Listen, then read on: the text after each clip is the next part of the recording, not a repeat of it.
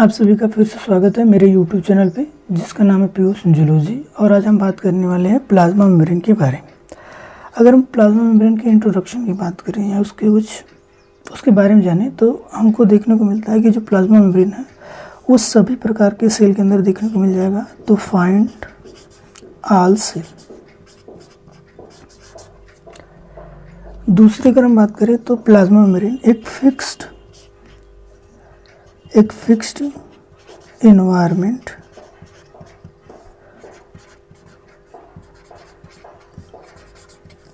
Environment provide करता है inside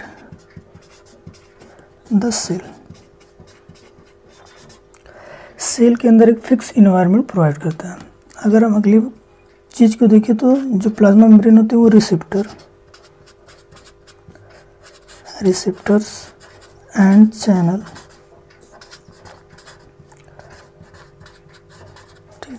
जो भी प्लाज्मा मेम्ब्रेन होते हैं उनके ऊपर आपको रिसेप्टर और चैनल देखने को मिल जाएंगे जो अलाउ करते हैं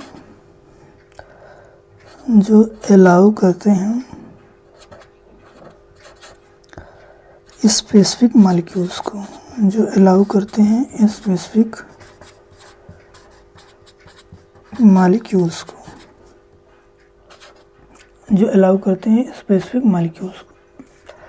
अब अगर हम बात करें प्लाज्मा मेम्ब्रेन के फंक्शन की,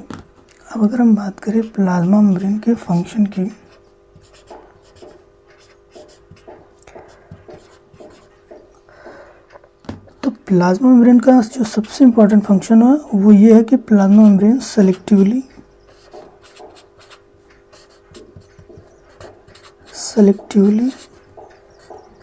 परमिएबल होता है।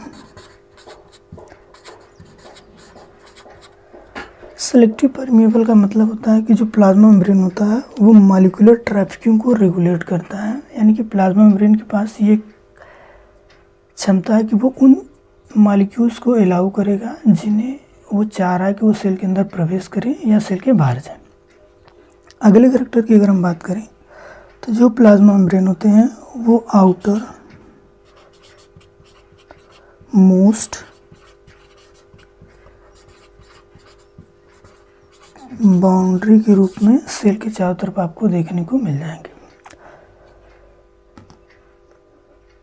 आगे अगर हम देखें तो हमारा जो प्लाज्मा मेम्ब्रेन होते हैं उनके अंदर आपको इलेक्ट्रिकली चार्ज मिलेगा। प्लाज्मा मेम्ब्रेन के अंदर आपको इलेक्ट्रिकली चार्ज आयन मिलेंगे। अगर हम इसकी बात करें तो इसके अंदर इनसाइड माइनस चार्ज होता है,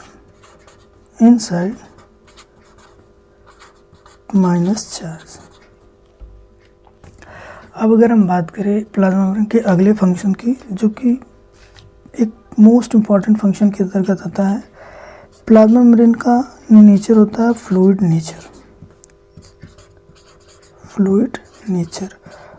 नेचर होने की वजह से plasma membrane cell growth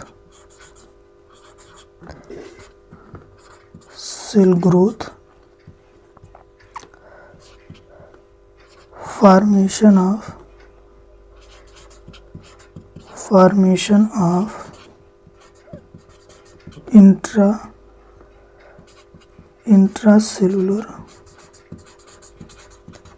intracellular junction secretion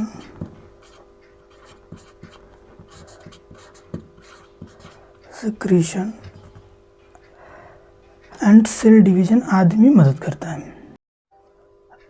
अब अगर हम बात करें प्लाज्मा मेम्ब्रेन के स्ट्रक्चर की, तो प्लाज्मा मेम्ब्रेन के स्ट्रक्चर के लिए ढेर सारे मॉडल दिए गए थे, जिसमें से जिस मॉडल के बारे में लोग पढ़ते हैं वो है फ्लूइड मोज़ेक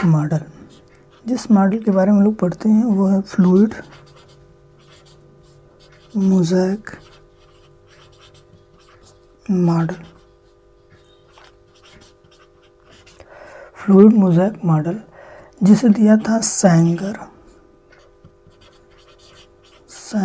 एंड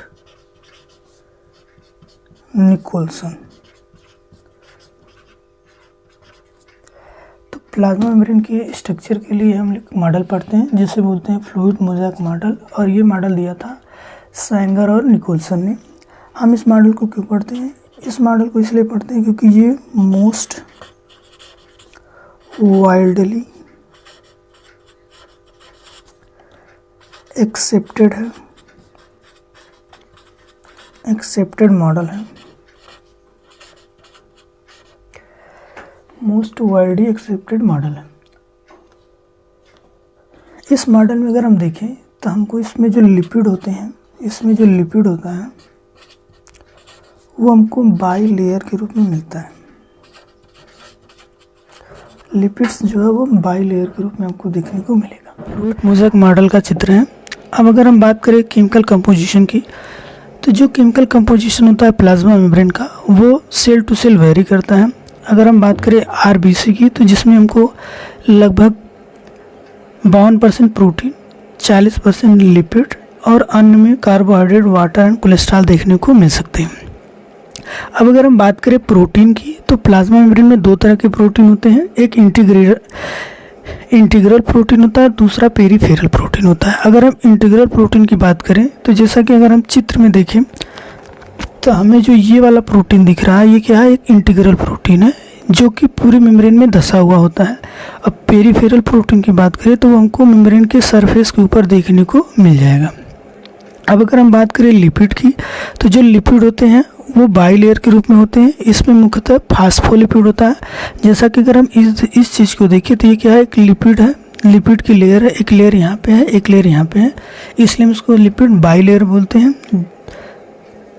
लिपिड का जो हेड होता है उसे हम लोग पोलर हेड या फिर हाइड्रोफिलिक बोलते हैं, और जो टेल होता है उसे हाइड्रोफोबिक या फिर नॉन पोलर बोलते हैं। अब अगर मेम्ब्रेन में ट्रांसपोर्ट की, तो मेम्ब्रेन के अंदर दो तरह के ट्रांसपोर्ट होते हैं, एक पैसिव ट्रांसपोर्ट होता है, एक एक्टिव ट्रांसपोर्ट होता है। बात अगर करें पैसिव ट्रांसपोर्ट की, तो पैसिव ट्रांसपोर्ट में बिना किसी एनर्जी के मेम्ब्रेन को पार कर सकता है, इसलिए हम इसको पैसिव ट्रांसपोर्ट बोलते हैं, जो generally higher to lower concentration की ओर देखने को मिलता है। अगर हम बात करें एक्टिव ट्रांसपोर्ट की, तो एक्टिव ट्रांसपोर्ट जो होता है वो डिपेंड होता है एनर्जी के ऊपर, यानी कि इसमें हमको एटीपी की ज़रूरत पड़ती है, और यह लोअर टू हायर कंसंट्रेट में चीज़ों को अगर ट्रांसपोर्ट करना होता है तो हमको देखने को मिलता है। आशा करता हूँ कि आपको आज का वीडियो अच्छा लगा होगा, तो मेरे चैनल को please subscribe, like and share ज़रूर करें। मिलते हैं नेक्स्ट वीडियो में। धन्यवाद।